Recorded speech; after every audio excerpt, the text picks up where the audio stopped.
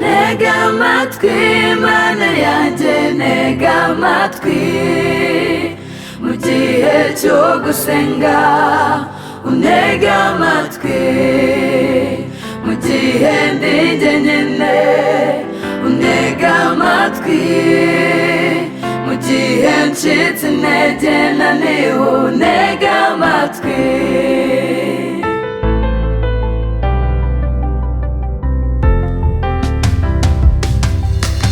Iyi si dutuye yuzuye umwijima, ngaho murikira we tabaza ry'ukuri, ni wowe nshuti nziza itagira inyumvira ubusa, mu byago n'amakuba ntujya untererana, ngaho ndakwinginze wongera untega amatwi.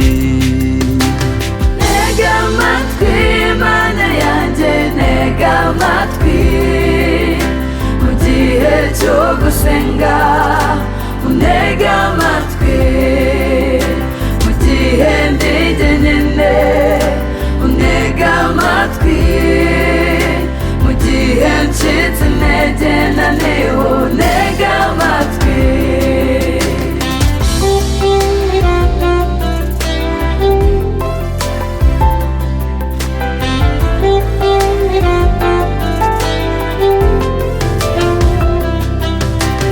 Inshuti zo mu isi ni iz'igihe gito, ariko ni wowe mwami duhorana, iyo ncitse intege ni wowe umpumuriza, mu gahinda gasaze unkomeza umutima.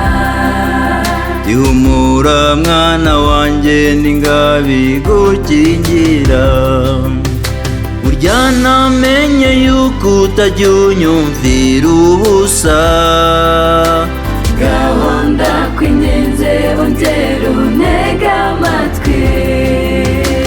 Ntega amatwi Mana yanjye, ntega amatwi mu gihe cyo gusenga, untega amatwi mu gihe ndi jyenyine, untega amatwi mu gihe ncitse intege naniwe, untega amatwi. yanamenye yuko utajya unyumvira ubusa, ntawakwiringiye ngo akurwe n'isoni. ntega amatwi mwami, hafi umurengezi wanjye, yongera imbaraga muri uru rugendo, ntusige njyenyine kuko ari we nishingikirijeho, ongera untege amatwi. Ntega amatwi Mana yanjye, ntega amatwi mu gihe cyo gusenga, untega amatwi mu gihe